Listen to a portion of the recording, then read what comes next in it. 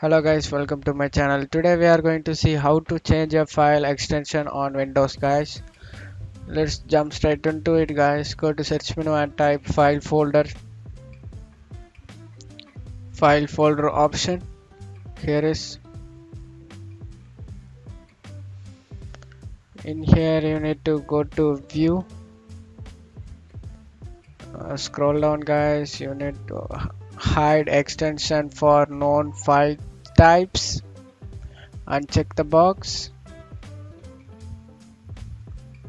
Click OK.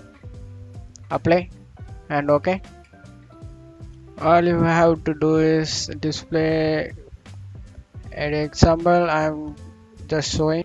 Right click on it, rename it. Now you want to change here mp3. I'm just saying for an example. Double click on it. That's it guys. Hope you guys like it. Thanks for watching my video guys.